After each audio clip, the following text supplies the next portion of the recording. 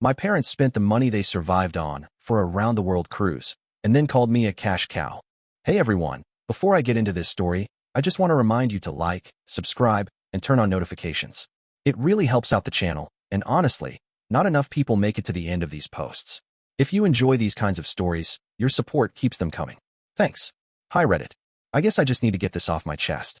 I don't even know where to start because this has been my whole life. But let's just say that growing up, I was always the other child. My sister, Leah, was the golden one. She was beautiful. She was smart. She played the violin like she was born for it. And no matter what she did, my parents worshipped the ground she walked on. Me? I was just there. Ever since we were kids, it was clear that she was their favorite. It wasn't even subtle. Every little thing she did was met with applause. Straight A's, celebration dinner, violin recital. They'd take off work to be there. Some random local competition she entered. My parents would buy her a gift just for participating. Meanwhile, when I did something good, it was barely acknowledged. There was one time, I'll never forget this, I won a local competition for repairing appliances. I'd spent months working on this old, broken radio, completely rebuilding it from scratch. I was proud of it. My teacher was proud of it. I even got a little trophy and everything. My parents? They didn't even show up to see my project. They were too busy helping Leah practice for her violin recital.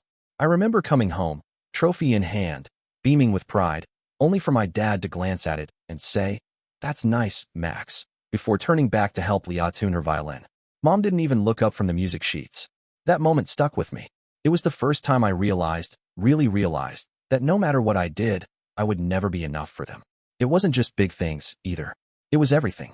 Leah got the newest clothes, the best tutors, the most expensive extracurriculars. I got hand-me-downs and whatever was left over. If she wanted something, she got it. If I wanted something, I had to prove I deserved it. Usually by getting good grades, which of course, were still ignored in the end. At one point, I just stopped trying. What was the point? By high school, I had already checked out.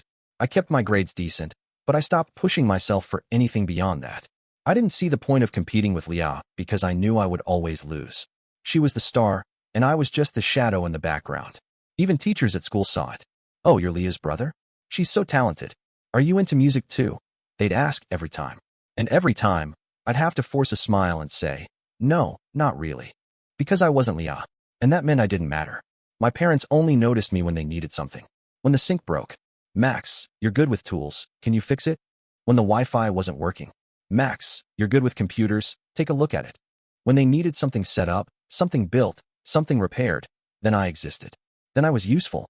But if I wanted to talk to them about my own life, if I wanted to share something I was proud of, silence. I thought maybe, just maybe, things would change when I got older. That maybe, once Leah and I were adults, things would even out. That we'd both just be their kids, instead of her being the golden child and me being the afterthought. I was wrong. I don't know why I thought it would change. Leah went on to study music at an expensive conservatory, fully paid for by my parents, of course. I went into trade school because, well, college wasn't really in the budget for me. Not that they ever said that outright, but when I mentioned wanting to go, their response was, "That's a big financial commitment, Max. Are you sure you're ready for that?" Meanwhile, Leah, "Oh honey, of course we'll pay for your tuition. You need to focus on your dreams." I worked my ass off in trade school. I had to. I had bills to pay. I had rent to cover. I wasn't getting handouts like my sister. And still, even now, it's the same. If Leah does something even mildly impressive, they post about it all over social media. My mom has an entire album on Facebook dedicated to her achievements. Our brilliant daughter. So proud of Leah. Me? I installed a brand new electrical system for a major company last year. No post. No mention. Nothing. And the worst part? I still care. I wish I didn't. I wish I could say I'm completely over it. That I don't need their validation. That I don't give a damn what they think. But I do. Even after all these years, some stupid part of me still hopes, just a little, that one day, they'll look at me the way they look at her. That one day, they'll actually see me. But deep down, I know they won't. And I don't know what to do with that. By the time I hit high school, I had already figured out one thing for sure. I loved cars. It started small. I used to mess around with old toys, taking them apart just to see how they worked.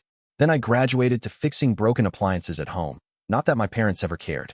But when I was 15, I got a summer job at a local garage, and that's when everything clicked. The smell of oil, the sound of an engine roaring back to life, the satisfaction of tightening the last bolt on a repair job. It felt right in a way nothing else ever had. I threw myself into it completely. Every spare minute, I was in the shop, watching, learning, asking questions. I signed up for auto shop at school and spent weekends helping out at the garage just for the experience. The best part? I saved up every cent I could and bought a beat-up 1989 Mustang, my first real project. It was a wreck when I got it, barely running, rust eating through the body. But to me, it was perfect. I spent every free hour fixing it up, learning more with every mistake, every engine problem I solved. I thought my parents would be proud. Instead, they were disappointed. Cars, Max? Really? That's not a real career, my dad said, shaking his head. You're wasting your potential, Mom added, like I was throwing my life away by doing something I loved. Meanwhile, Thou had just gotten into some big music conservatory, and of course, my parents acted like she had won the lottery. They told everyone, posted about it on Facebook, called family members just to brag. They even bought her a brand new car as a congratulations gift. Ironic, considering she barely even knew how to check the oil. Me? I worked my ass off to get my Mustang running, and the only reaction I got was, "You're putting too much money into that thing." They didn't come to the garage to see what I was working on. They didn't ask about the car. They didn't care that I was getting pretty damn good at what I did. By my senior year, it was clear I was taking a different path. I wasn't going to some fancy university like Leah. I wanted to be a mechanic, and I had already lined up an apprenticeship after graduation. When I told my parents, my mom sighed and shook her head. "You're really not even considering college." I laughed. "What college? You made it clear there's no money for that. Besides, I don't want to go." "Because you don't want to try," Dad said, like I was taking the easy way out. I tried to explain it to them. That working with cars made me happy, that I was good at it, that I had a job lined up, a real future. But they just wouldn't hear it. "It's just not a serious career, Max," Mom said. Right. Because working with my hands, solving real problems, making good money in a skilled trade, somehow that wasn't serious. But playing the violin? That was a real future. Fine. Whatever. I was used to this by now. Graduation came and went. I finished my program at the technical college, got my certification, and stepped straight into full-time work. I was proud of myself. I had built a life for myself without any handouts, without any help from them. And how did my parents celebrate? They didn't. No dinner. No congratulations. No post on Facebook. Nothing. Meanwhile, when Leah graduated, they rented a house on the beach for the whole family. A full weekend of celebration, gifts, toasts, and speeches about how amazing she was. I wasn't even invited. When I saw the pictures later, I didn't feel hurt. Not anymore. I just felt numb. I had always known they didn't see me the same way they saw her. But that was the moment I realized just how little I mattered to them. Work became my life. Not because I had to prove anything to my parents. I had given up on that a long time ago. But because I genuinely loved what I did. At the car service center, I started at the bottom like everyone else. Changing oil, replacing brake pads, cleaning up after the senior mechanics. But I learned fast, and I worked harder than anyone else. I stayed late, asked questions, practiced on my own car when no one was watching. Within a year, my boss started trusting me with bigger jobs. Engine rebuilds, transmission work, full restorations. While other guys were clocking out and heading to the bar, I stayed behind, fixing things just for the sake of learning. It paid off. I got promoted to lead mechanic, then shop manager. I was making good money, saving as much as I could, and I started to dream bigger. Owning my own shop, that was the goal. I knew it wasn't going to be easy. It wasn't like I had some rich family backing me or a safety net to fall on. If I wanted this, I had to do it on my own. So I hustled. I worked overtime whenever I could. Took on side jobs fixing up cars for extra cash. Read every book, watched every video, learned everything there was to know about running a business. When I had enough saved up, I started looking for spaces. It took years. Between rent, equipment, permits, and a million other things I didn't even know I needed, the cost was overwhelming. Even with all my savings, I still had to take out loans. But I didn't care. I was all in. I barely slept. Some nights, I crashed in the back of the shop because going home felt like a waste of time. Every dollar I made went straight back into the business. There were moments when I thought I was in over my head, but I didn't stop. I couldn't. And finally, after everything, after years of working myself to the bone, I did it. My own workshop. My name on the sign. My rules. My business. I should have been celebrating, but I already knew how this was going to go with my family. When I told my parents, my mom just sighed. "So, you're really going through with this?" Like I had just made a terrible mistake. Dad shook his head. "That's a big risk, Max. You should have just stuck with your job. At least that was stable." I could feel the disappointment radiating off them. No excitement. No congratulations. Just the same old attitude, like I was some lost cause they had given up on. Meanwhile, Leah had just landed a job with some orchestra, and they were over the moon about it. They threw her a party, invited all the relatives, acted like she had just cured cancer. I didn't even get a phone call from them when my shop officially opened. I had done something huge, something real. But to them, it didn't matter. Because I wasn't Leah. And I never would be. At some point, I should have expected it. The calls didn't start right away. At first, my parents barely even acknowledged that I had opened my own business. Months passed, and nothing changed. They still acted like my work wasn't real, like I was just some guy messing around with cars instead of running a successful shop. But then, one day, my mom called out of nowhere. "Max, honey, we need a little help." She sounded hesitant, which was rare for her. Usually, she spoke with certainty, like she already knew she was right. But this time, she was careful. "The water heater broke, and the repair is really expensive. Your dad and I are struggling a bit this month. And well, could you send some money to help out?" I hesitated. Not because I didn't want to help, but because this was the first time they had ever really needed me. Growing up, they always made it seem like they had everything under control, like money was never an issue. But now they were asking me for help. "How much?" I asked, already knowing I was going to say yes. "Maybe 500, just to cover the repair and some bills." It wasn't a huge amount. I could afford it. So I sent it without thinking much about it. That was the beginning. The next month, another call. "Max, I hate to ask again, but things are tight. Just until we get back on track." Then the month after that. "Leah is struggling, sweetie. Her music career is so demanding, and she's barely making ends meet. You know how hard it is for artists. She just needs a little help." That one hit me differently. Leah had never had to work a day in her life. My parents had supported her through everything, made sure she never had to struggle. And now, even as an adult, they were still making excuses for her. Meanwhile, I had built everything I had from the ground up, with no help, no handouts, and no one to catch me if I failed. But I didn't say no. Every week, I sent them $500. At first, I told myself it was just temporary, that they really needed it. But months passed, and the calls never stopped. Mom started talking to me like it was expected. "You're doing so well, Max. We're so proud of you, but you know how it is. Family helps family." Leah never called herself. She didn't have to. Mom and Dad did it for her. They talked about how hard she was working, how stressful her life was, how she couldn't focus on music if she had to worry about money. And me? I was working 12-hour days, barely sleeping, constantly stressed about keeping my business afloat. But no one seemed to care about that. Because in their eyes, I was doing fine. I wasn't struggling. I wasn't chasing some artistic dream. I was just the one they could rely on when things got tough. And I let them. It happened completely by accident. I was at the shop, taking a quick break between jobs, when my neighbor, Mrs. Riley, stopped by to chat. She was an older woman, the kind who always knew what was going on in the neighborhood, and she had been coming to me for car repairs for years. She leaned against the counter, smiling. "So, Max, how are your parents? Aren't they in Greece right now?" I nearly dropped the wrench in my hand. I blinked at her, not sure if I had heard correctly. "What?" She tilted her head. "I saw the pictures. They're on that fancy cruise with your sister, aren't they? The Mediterranean one? Looks beautiful." I felt like the air had been sucked out of the room. I hadn't spoken to my parents in a few weeks, but the last time I had, my mother had been crying on the phone, telling me how hard things were. She said my dad was having medical issues and that they were struggling with the bills. She begged me to help, just this one time, just until they could get things figured out. I had sent them the money immediately, no questions asked. And now, according to Mrs. Riley, they were on vacation. I pulled out my phone, my hands already shaking, and opened social media. It took less than a minute to find it. There they were, my mother, my father, and Leah, standing on the deck of a massive cruise ship, smiling, drinks in hand.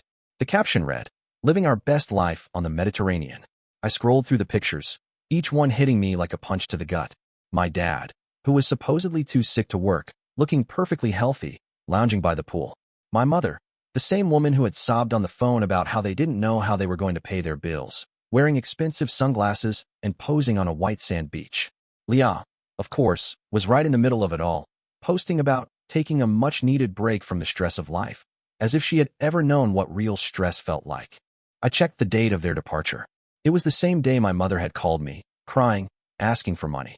My stomach twisted. I forced myself to open my banking app and scrolled through the transfers I had sent them. The amounts matched almost exactly with the cost of the cruise. I felt sick. For months, no, years, I had been sending them money, thinking I was helping, thinking they actually needed it. But the whole time, they had been using me. They weren't struggling. They weren't barely getting by. They were taking my money and using it to fund vacations. To fund her. To make sure that Leah, their perfect daughter, never had to struggle. I sat there, staring at the screen, trying to make sense of it, but there was nothing to make sense of. It was just betrayal. Cold, undeniable betrayal. And for the first time in my life, I felt something snap. I didn't sleep that night. I sat in my apartment, staring at my phone, scrolling through the pictures over and over again. Every smile, every drink in their hands, every ocean view, they all felt like knives twisting deeper into my back. By the time the sun came up, I knew what I was going to do. I drove straight to my parents' house. My hands were tight on the wheel, my jaw locked, my thoughts a storm that wouldn't settle.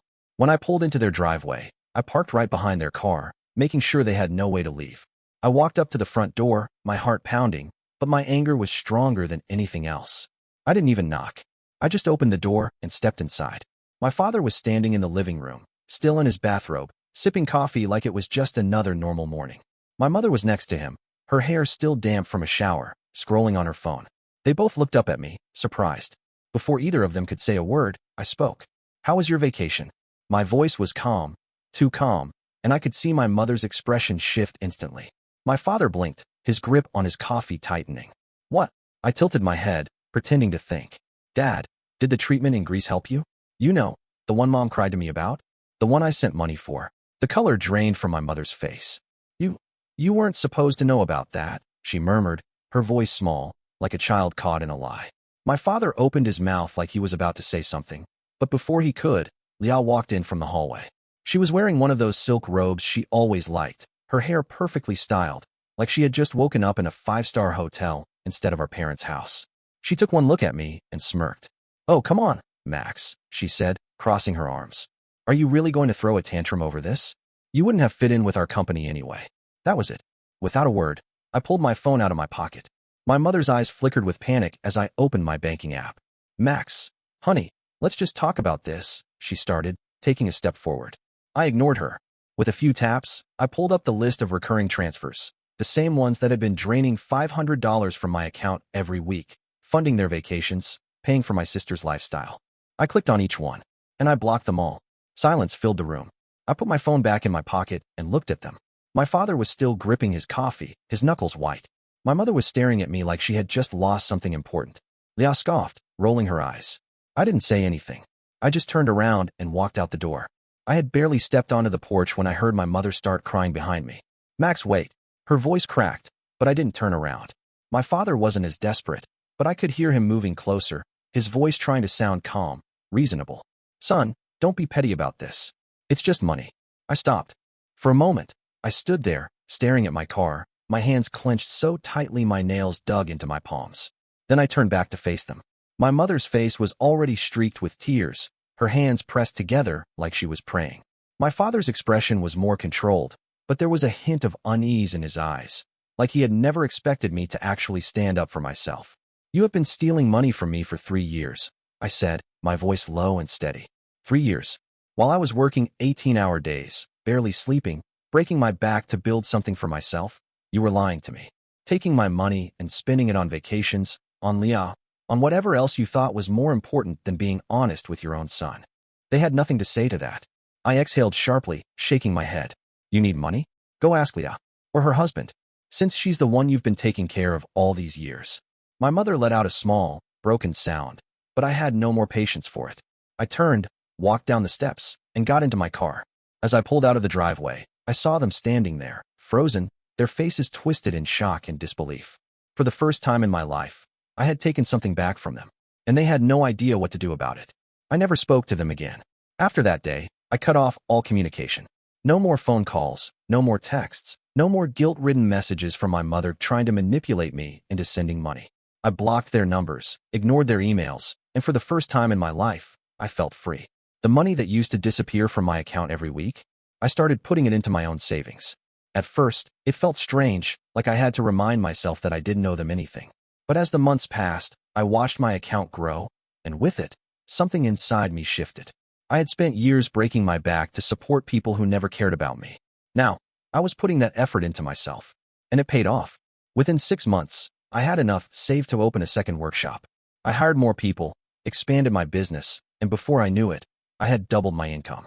My shops were thriving, my life was finally my own, and for the first time, I wasn't just surviving, I was succeeding. Then, one afternoon, my past came walking right through the front doors of my shop. I was in the middle of checking over an engine replacement when I heard a familiar voice behind me. "Max, honey, we need to talk." I didn't turn around right away. Instead, I wiped my hands on a rag, took a slow breath, and finally turned to face them. My parents stood there, looking different than the last time I had seen them. My mother's usual confidence had been replaced with something else, uncertainty. My father, always the one trying to stay composed, looked uncomfortable, like he wasn't used to being in a position where he had to ask for something. I didn't need to hear their excuses. I already knew why they were here. Things had finally caught up with them. I let them stand there for a moment, waiting for me to say something, to ask what they needed, to give them an opening. Then I smiled. How about doing it on your own for the first time in your life? My mother's mouth opened slightly, like she couldn't believe I had actually said it. My father's face darkened. His pride clearly stung, but he had no response. I didn't wait for one. I turned around, walked back into my workshop, and didn't look back. This time, they were the ones left standing there, lost, realizing that the son they had ignored, used, and dismissed had finally walked away for good. A week later, I finally did something for myself. For years, every spare dollar I had went into my business, my survival, and for far too long, into the hands of people who never deserved it. But this time, I wasn't paying for someone else's luxury. This time, I was the one stepping onto a yacht, breathing in the fresh ocean air, knowing that I had earned every second of this. My wife and I had been planning this trip for months, but after cutting off my family, it felt even more meaningful. It was the first real vacation we had ever taken together, the first time I had allowed myself to enjoy the success I had built without feeling guilty. As the sun set over the water, my wife leaned against me, her fingers laced through mine, and I pulled out my phone. I snapped a picture of the two of us on the yacht, the ocean stretching out behind us, the golden light catching the edge of our glasses as we toasted to a future that belonged to us and no one else. Then I posted it, paid for with honest labor. No lies, no manipulation. I didn't tag anyone, didn't call anyone out directly. I didn't need to. Minutes later, I saw that my parents had viewed the post. Then Leah. I could imagine their reaction. The same people who had used me, lied to me, and dismissed me were now watching as I lived a life they had once thought I would never have. Then, right on cue, a notification popped up. Leah had commented. I didn't even bother to read what she was typing. I didn't need to. My wife, sitting beside me, caught the notification before I could. Without a word, she reached over, tapped the screen, and blocked Leah before she could even finish her sentence. Then she smiled, set my phone down, and kissed me. She doesn't get to be part of this, she whispered. And she was right. I turned my phone off, leaned back, and for the first time in my life, I let myself enjoy what was mine. A month after I had cut them off, I thought I was finally done with my parents for good. I had ignored their attempts to contact me, blocked their numbers, and moved on with my life. My business was thriving, my relationship with my wife was stronger than ever, and for the first time in years, I felt like I was in control of my own future. Then, one morning, an envelope arrived at my shop. At first, I thought it was just another business-related document, something from a supplier or a licensing office. But as soon as I opened it, my stomach twisted. It was a lawsuit. I scanned the pages, my eyes moving too fast to fully process what I was reading at first. Then I slowed down and read every word carefully. My parents were suing me. According to them, the money I had been sending them wasn't just financial help. It was family support, something they now claimed was an obligation, not a choice. They were arguing that, as their son, I was legally responsible for providing for them. And since I had stopped, I now owed them back payments. And that wasn't even the worst part. They were also demanding compensation for the money they had lost due to the termination of my payments. They were actually trying to argue that since they had come to rely on my financial support, cutting them off had caused them significant hardship. And if that wasn't ridiculous enough, they had even applied for compensation for non-pecuniary damage. They were claiming that my actions had caused them emotional distress, that the sudden financial abandonment had forced them to live on the brink of bankruptcy, and that I needed to pay for the stress I had supposedly inflicted on them. I sat there, gripping the papers in my hands, feeling a slow, simmering rage build inside me. For years, I had done everything they asked. I had worked myself into exhaustion to make sure they never had to struggle. And now that I had finally taken back control of my own life, they had the audacity to try and take it from me again, this time through the courts. They had stolen from me, lied to me, and manipulated me. Now they were trying to legally force me to keep supporting them. I exhaled slowly, my grip tightening on the papers. They wanted a fight? They were about to get one. The lawsuit was just the beginning. Leah, of course, couldn't stand the fact that I had finally broken free from the family's control. Cutting off my parents wasn't just an insult to them. It was an insult to her. Because in her mind, the world revolved around her, and anyone who didn't play their assigned role in her perfect little reality was the enemy. So she did what she always did. She made it about herself. It started with whispers. I heard from mutual acquaintances that she was telling people I had stolen money from our parents, that while they were struggling to survive, I had selfishly abandoned them despite everything they had done for me. She painted me as cruel, greedy, and heartless, the ungrateful son who had turned his back on the family that raised him. Then came the social media posts. Leah always had a way with words, especially when she was trying to manipulate people. Her posts were carefully crafted, designed to make herself look like the loving, supportive sister who had always stood by me, until I supposedly decided to destroy our family. Family means everything to me, but some people only care about money. I never thought my own brother would turn into someone I don't recognize. We were raised to take care of each other, but I guess greed changes people. I just wish he could see the pain he's causing. The comments poured in immediately. People sympathizing with her, calling me selfish, saying things like, "You deserve better, Leah." And how could he do this to his own parents? Of course, she never mentioned the thousands of dollars I had given them over the years. Never mentioned the vacations, the lies, the manipulation. Never mentioned how they had stolen from me and then tried to sue me when I stopped letting them. But she wasn't satisfied with just playing the victim online. She took it further. One day, I got a call from an old friend, someone I hadn't spoken to in years. His voice was hesitant. "Hey man, I don't know if you've seen it yet, but there's an article about your family." I felt a cold weight settle in my stomach. I searched for it, and there it was. A local news site had published a heartbreaking story about my poor, abandoned parents. The headline was enough to make my blood boil. Elderly couple left struggling after successful son refuses to support them. We never thought he would turn his back on us. The article was filled with carefully crafted lies. How my parents had sacrificed everything for me. How they had always supported my dreams, only for me to cruelly cut them off when they needed me most. It painted me as a greedy businessman who had forgotten where he came from, a son who had chosen money over family. And the worst part? The source behind it all was Leah. She had gone to journalists, fed them a sob story, and turned it into a full-blown public spectacle. She wanted to destroy me. She wanted people to hate me. But she underestimated one thing: herself. Because while she was busy crafting the perfect public image of the devoted daughter betrayed by her evil brother, her personal life was falling apart. Her husband, who had recently left her, decided he had nothing left to lose. And, apparently, he had a lot to say. He went online and publicly called her out, posting a long statement that sent the entire scandal spiraling out of her control. Leah isn't the victim she pretends to be. She's a manipulative liar who has spent her whole life using people and discarding them when they no longer serve her. She's doing to her brother exactly what she's done to everyone else. I stayed quiet for too long, but people need to know the truth. Suddenly, the narrative shifted. People started questioning Leah's story. Old friends, former colleagues, and even distant relatives came out of the woodwork, sharing stories about how she had lied, cheated, and manipulated her way through life. And just like that, the carefully crafted, poor abandoned parents' story began to crumble. But Leah wasn't done yet. She was about to make her biggest mistake. I had spent years letting them walk all over me. But this time, I wasn't just going to take it. The lawsuit, the lies, the public humiliation, it was all designed to break me, to force me back into the role they had always wanted me to play. But they had made a mistake. They had underestimated just how far I was willing to go to defend myself. I hired the best lawyer I could find. From the moment I stepped into his office, I knew I had made the right choice. He was sharp, no nonsense, and after hearing the entire story, he leaned back in his chair, folded his hands, and smirked. "This isn't just a case of a greedy family trying to extort you," he said. "This is fraud, and we're going to prove it." His first piece of advice was simple: gather everything. So I did.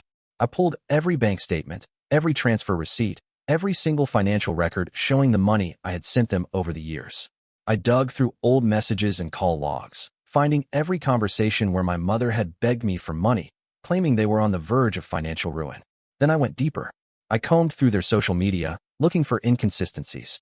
It didn't take long to find them. Posts of expensive dinners, new appliances, high-end furniture, all purchased right around the same time they had supposedly been struggling. And then I hit the jackpot. I found proof that the money I had sent them, the money my mother had sobbed over the phone for, claiming it was for my father's medical bills, had been used for their vacation to Greece. Flight tickets, hotel reservations, cruise expenses, everything was linked to their account. The same week my mother had begged me for help, claiming my father was too sick to afford treatment, they had booked a 5-star resort and a luxury cruise. I didn't stop there. At my lawyer's suggestion, I hired a financial auditor to take a deeper look at their spending. What he found was damning. My parents had been running double-entry bookkeeping. On paper, they looked like they were struggling. They had accounts set up to show limited income, just enough to make it seem like they needed support.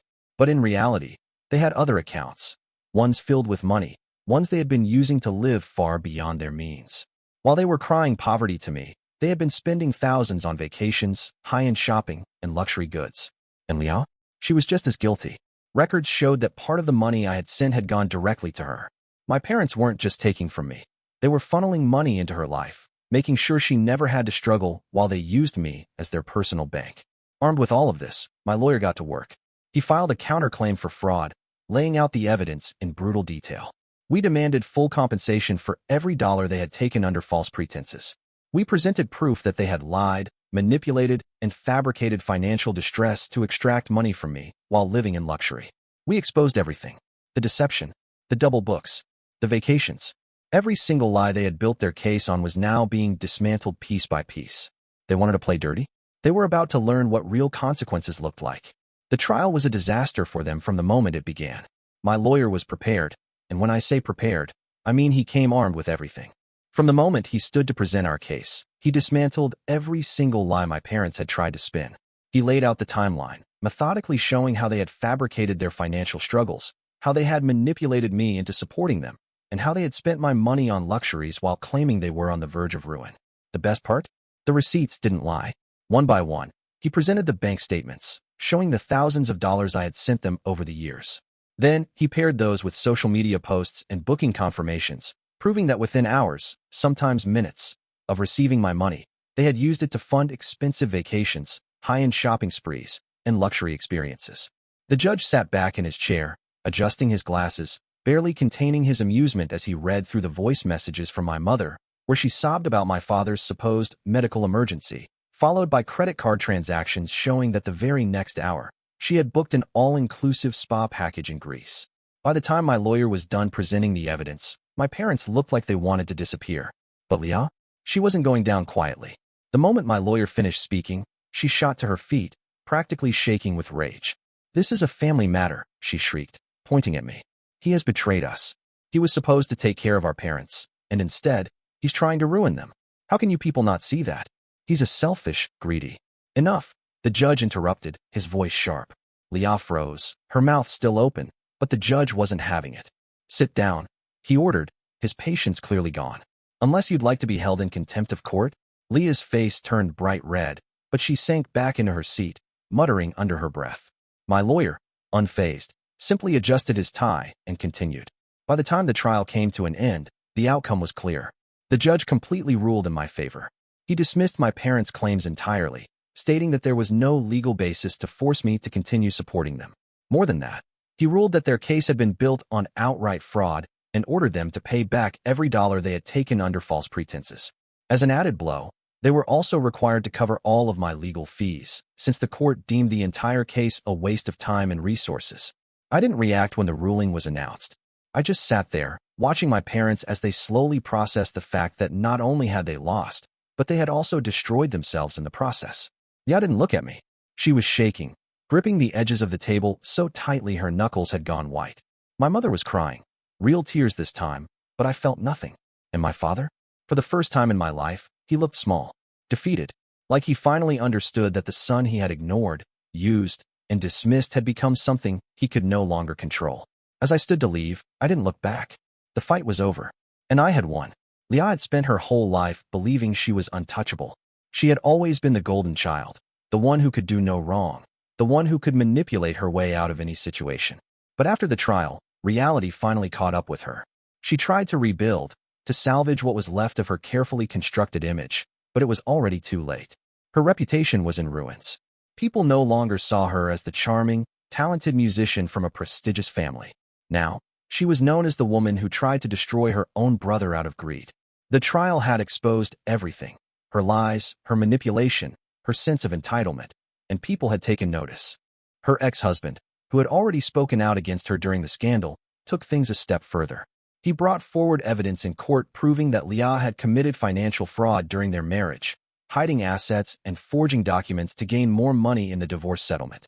The court didn't just rule against her. They revoked her property rights, stripping her of the house she had taken in the divorce. She lost everything. Then came the final blow. Her job fired her after an internal investigation revealed that she had falsified documents to get a higher paycheck, manipulating numbers to make it look like she was owed more than she actually earned. With her name publicly tied to 2 separate cases of fraud, no one wanted to hire her. The music industry, once her safe haven, turned its back on her. She had burned too many bridges, and now there was no one left to help her. And so, for the first time in her life, Leah was forced to do something she had never imagined. She went back to live with our parents. The same parents who had spent their entire lives looking down on me, who had treated me like I was nothing while pouring everything they had into her. Now, they were the ones living in shame. With no money, no credibility, and no future, they were forced to survive on unemployment benefits, scraping by while the world moved on without them. The family that once saw themselves as elite, too good for people like me, too important to ever face consequences, had become nothing more than a cautionary tale. And the best part? I wasn't there to save them. For the first time, they had to deal with their own mess without using me as their safety net. And I knew, deep down, that was what truly destroyed them. The fallout from the trial was worse than my parents could have ever imagined. Between the court-ordered repayments, the legal fees, and the fines for fraud, they had drained every last cent they had. The illusion of financial stability they had maintained for years had completely collapsed. Within months, they lost their home. The house they had once been so proud of, the one they had decorated with expensive furniture, hosted parties in, and used as a symbol of their perfect life, was repossessed. The same people who had once envied them now watched as they were forced to pack up their belongings and leave, no longer the prestigious couple they had pretended to be. With nowhere else to go, they moved into a cramped, run-down one-room apartment, where Leah was now living with them. The once spoiled golden child, who had never known struggle, was now stuck in a tiny space with the same parents who had spent their entire lives catering to her every whim. But there was no money left. No luxuries, no vacations, no fine dining.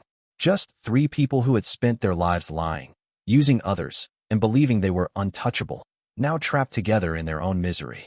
And the worst part for them? No one cared. Former friends, neighbors, even distant relatives, they all turned their backs on them. The scandal had been public, and people now saw them for who they really were.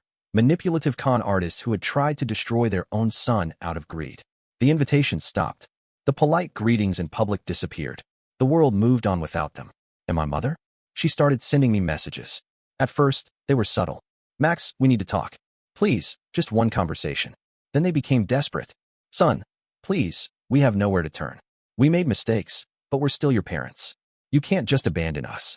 Finally, they turned into full-blown begging. "Max, I am begging you. We have nothing left. We lost everything. Please, just help us this once. We're suffering." Every message went unread. For years, they had used me, lied to me, stolen from me. Now, they had finally reaped what they had sown. And for the first time in my life, their problems weren't mine to fix. It was a quiet afternoon at the shop when they showed up. I had just finished checking over an engine when I heard a commotion near the entrance. I looked up, wiping my hands on a rag, and saw them, my parents and Leah, standing just outside the door. For a moment, I almost didn't recognize them. The arrogance, the entitlement, the superiority that had once been written all over their faces was gone. Instead, they looked pitiful, exhausted, completely defeated. My mother's clothes hung loosely on her frame, her once perfectly styled hair now unkempt. My father stood beside her, shoulders slumped, a man who had finally realized he had nothing left. Leah, who had spent her entire life sneering down at me, now looked like a woman who had been chewed up and spit out by her own choices. I didn't say anything. I just leaned against the counter and waited. My mother stepped forward first, wringing her hands together like she didn't know where to begin. Her voice, once so sharp and commanding, was soft now, almost hesitant. "Son, we have made mistakes," she said, her eyes pleading. "But we're family. We're all you have." I felt a slow smile creep across my face. Not out of amusement, not out of kindness, but because for the first time, I had absolute clarity. I wasn't angry. I wasn't hurt. I was just done. I took a step forward, met their desperate gazes, and spoke the truth I had been holding in for years. "No," I said simply. "I have a wife. I have real friends. I have a life that I built on my own." I let the words sink in, watching as the last flicker of hope drained from their faces. And it's as if you never existed. Then, without another word, I reached for the door and shut it in their faces. I didn't watch them leave. I didn't need to, because I already knew this was their final, desperate attempt to drag me back into their chaos. And just like everything else they had built their lives on, it had failed.